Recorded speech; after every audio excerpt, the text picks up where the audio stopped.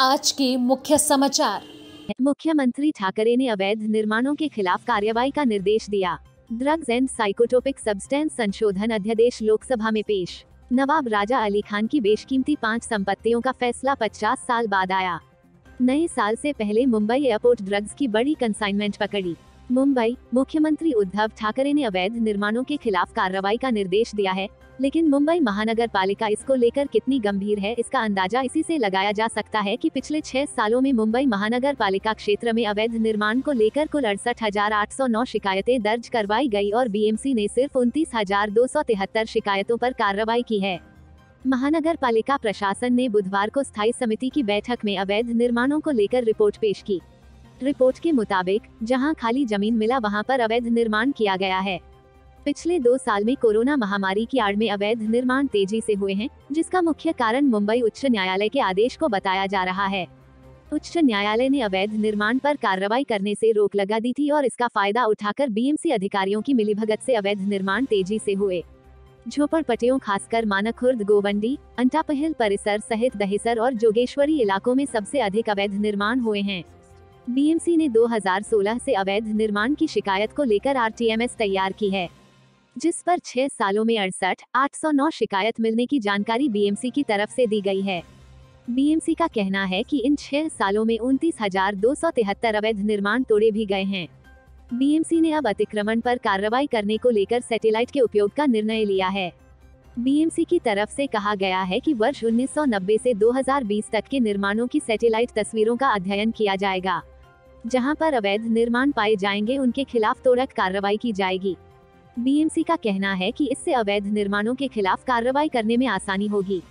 BMC ने कहा कि कोर्ट में भी लंबित मामलों पर कार्रवाई करने के लिए सबूत के तौर पर इसे पेश किया जाएगा। मुंबई महानगर क्षेत्र एमएमआर में बड़े पैमाने पर अवैध निर्माण पर बम्बई उच्च न्यायालय भी कह चुका है कि स्थिति नियंत्रण से बाहर हो गई है। अदालत ने कहा कि महाराष्ट्र सरकार की नीतियां ऐसी नहीं होनी चाहिए जो लोगों को मरने दें। कोर्ट ने सरकार को सुझाव दिया कि राज्य के अधिकारियों को गरीबों के लिए आवास के सिंगापुर मॉडल से प्रेरणा लेनी चाहिए। न्यायमूर्ति कुलकर्णी ने कहा था कि यह सिर्फ मुंबई में है कि कोई सरकारी जमीन पर अतिक्रमण करता है और बदले में उसे मुफ्त आवास दिया जाता है। अदालत ने मालवनी हादसे का जिक्र किया था, जिसमें 8 बच्चों सहित 12 लोगों की मौत हो गई थी। 80% स्थानों पर तोड़े गए अवैध निर्माण फिर से बन गए हैं। अवैध निर्माण पर मनपा की कार्रवाई सिर्फ कागजों पर की गई है। आज भी नई झोपड़ियां आ रही हैं और उनके खिलाफ कार्रवाई तो छोड़िए, आंख मूंदकर उन्हें प्रश्रय दिया जा रहा है। सरकार narcotic drugs and psychotropic substance संशोधन अध्यादेश 2021 की जगह लोकसभा में एक विधेयक पेश करेगी। लोकसभा में इसके अलावा भी 2 विधेयक पारित होने की संभावना है। National institute of pharmaceutical education and research संशोधन विधेयक 2021 और सुप्रीम कोर्ट और हाई कोर्ट के न्यायाधीश वेतन और सेवा की शर्तें संशोधन विधेयक 2021, जो पिछले हफ्ते निचले सदन में पेश किया गया था। सुप्रीम कोर्ट और हाई कोर्ट के न्यायाधीश वेतन और सेवा की शर्तें संशोधन विधेयक 2021 कानून मंत्री किरेन रिजिजू द्वारा पिछले सप्ताह पेश किया गया एक और महत्वपूर्ण विधेयक उच्च न्यायालय और उच्चतम न्यायालय के न्यायाधीश वेतन और सेवा की शर्तें संशोधन विधेयक 2021 भी लोकसभा में पारित होने की संभावना है। लोकसभा महासचिव पिछले सप्ताह उच्च सदन द्वारा पारित बांध सुरक्षा विधेयक 2021 के संबंध में राज्यसभा से एक संदेश की रिपोर्ट करेंगे। भारत सरकार narcotic drugs and psychotropic substance संशोधन अध्यादेश 2021 की जगह लोकसभा में एक विधेयक पेश करेगी। लोकसभा में इसके अलावा भी 2 विधेयक पारित होने की संभावना है। National institute of pharmaceutical education and research संशोधन विधेयक 2021 और सुप्रीम कोर्ट और हाई कोर्ट के न्यायाधीश वेतन और सेवा की शर्तें संशोधन विधेयक 2021, जो पिछले हफ्ते निचले सदन में पेश किया गया था। सुप्रीम कोर्ट और हाई कोर्ट के न्यायाधीश वेतन और सेवा की शर्तें संशोधन विधेयक 2021 कानून मंत्री किरेन रिजिजू द्वारा पिछले सप्ताह पेश किया गया एक और महत्वपूर्ण विधेयक उच्च न्यायालय और उच्चतम न्यायालय के न्यायाधीश वेतन और सेवा की शर्तें संशोधन विधेयक 2021 भी लोकसभा में पारित होने की संभावना है। लोकसभा महासचिव पिछले सप्ताह उच्च सदन द्वारा पारित बांध सुरक्षा विधेयक 2021 के संबंध में राज्यसभा से एक संदेश की रिपोर्ट करेंगे। रियासतकालीन रामपुर के अंतिम नवाब रजा अली खान बहादुर की 2700 करोड़ रुपए की निजी संपत्ति का आखिरकार बंटवारा हो गया। ये बंटवारा करीब 50 साल की लंबी कानूनी लड़ाई के बाद हुआ है।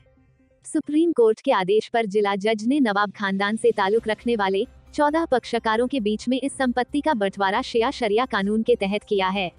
जिला रामपुर यूनियन टेरिटरी में मर्ज होने से पहले रामपुर रियासत हुआ करती थी।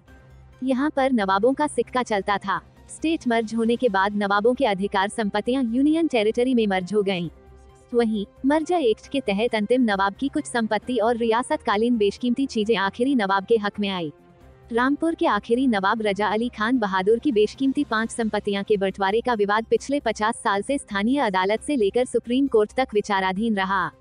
वर्ष 1972 में नवाब रजा अली खान से ताल्लुक रखने वाले 14 पक्षकारों के जरिए इस संपत्ति विवाद को दाखिल किया गया था, जिसमें अब सुप्रीम कोर्ट के आदेश पर जिला जज गौरव कुमार श्रीवास्तव ने 5 संपत्तियों जिनकी कीमत करीब 2700 करोड़ रुपए है का बंटवारा 14 पक्षकारों के बीच शिया शरिया कानून के तहत कर दिया है। वरिष्ठ अधिवक्ता संदीप सक्सेना ने बताया कि सुप्रीम कोर्ट ने वर्ष 2019 में 5 संपत्तियों का बंटवारा शरीयत कानून के तहत करने के निर्देश जिला जज रामपुर को दिए थे। इसी प्रक्रिया के तहत जिला जज न्यायालय में लगाई गई सभी आपत्तियों का निस्तारण करने के बाद अब जिला जज ने बंटवारे की योजना सुप्रीम कोर्ट को भेज दी है। नवाब खानदान से ताल्लुक रखने वाले पूर्व मंत्री नवाब काजिम अली खान उर्फ नवेद मियां ने बताया कि वह बंटवारे से काफी खुश हैं, क्योंकि इस फैसले को शरीयतन किया गया है। मर्जर के बाद एक आम इंसान की संपत्ति की तरह उनकी 5 निजी संपत्तियों को बांटा गया है। 50 साल बाद बंटवारा होने पर पक्षकार नवाब काजिम अली खान काफी खुश हैं। उन्होंने बताया कि चीफ जस्टिस की ट्रिपल बेंच ने जिला जज को बंटवारा करने का आदेश दिया था। प्रक्रिया पूर्ण होने के बाद अब जिला जज की अदालत ने बंटवारा किया है और बंटवारे की स्कीम सुप्रीम कोर्ट दिल्ली भेज दी है। वहीं सभी कमिश्नर और एडवोकेट स्तर के मूल्यांकन में नवाब की चल अचल संपत्ति की कीमत 2600 करोड़ से अधिक आंकी गई, जिनमें से जैसे कोठी खास बाग पैलेस और उससे जुड़े 33 भवनों की कीमत क्रमशः लगभग 2136.70 लाख रुपए और 595.90 लाख रुपए आंकी गई है।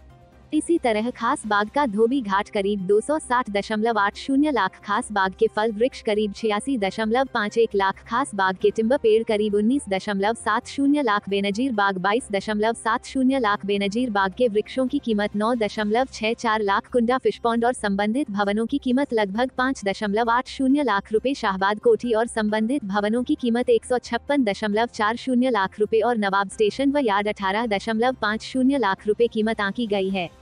इसके अलावा कुछ प्रमुख चल संपत्तियों में करीब 107 विभिन्न प्रकार के हथियार जिनकी अनुमानित कीमत 38.10 लाख रुपए, 16 आयातित विंटेज कार जिनकी कीमत करीब 1,99,25,044, cooling and heating conditioning plant संबंधित सामग्री करीब 2.50 लाख रुपए की है। इसके साथ ही नवाब का सैलून एवं संबंधित चीजें 5,89,62,000 रुपए। इसके अलावा अलमारी, फुटमेट, कुर्सी, मेज, कार्पेट, ड्रेसिंग, कैबिनेट, पर्दे, पंखे, पेंटिंग्स, बेड और अन्य महल, बाथरूम, हॉल आदि के प्रयोग की गई अंतिम शासक की चल संपत्तियां करीब 4,843.96 लाखों रुपए की है।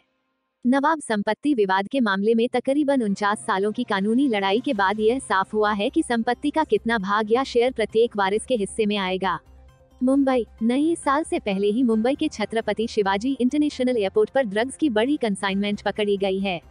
एयरपोर्ट इंटेलिजेंस यूनिट ने DRI के इनपुट पर यह कार्रवाई की। इस ड्रग्स कंसाइनमेंट की कीमत करीब 247 करोड़ रुपए बताई जा रही है। 35 किलो की हेरोइन के इस कंसाइनमेंट की मार्केट में सप्लाई की तैयारी थी। प्राप्त जानकारी के अनुसार ड्रग्स बेचने वालों ने नए साल से ठीक पहले नशे का जहर सप्लाई करने की कोशिश की, लेकिन प्लान फेल हो गया। एयरपोर्ट पर अब तक इतनी बड़ी मात्रा ड्रग्स कंसाइनमेंट की जब्ती का यह पहला मामला है। इस मामले में जिम्बाब्वे के 2 नागरिकों को गिरफ्तार किया गया है, जिसमें एक 46 साल की महिला और एक 27 साल का पुरुष यात्री शामिल है। दोनों को AIU ने हिरासत में ले लिया है। दोनों ही विदेशी नागरिक जिम्बाब्वे के हरारे से रवाना हुए थे और एडिस अबाबा में कंसाइनमेंट को रिसीव कर मुंबई पहुंचे थे। यह मामला DRI ने AIU को हैंड ओवर कर दिया है और आगे की जांच जारी। Bureau report, Mumbai.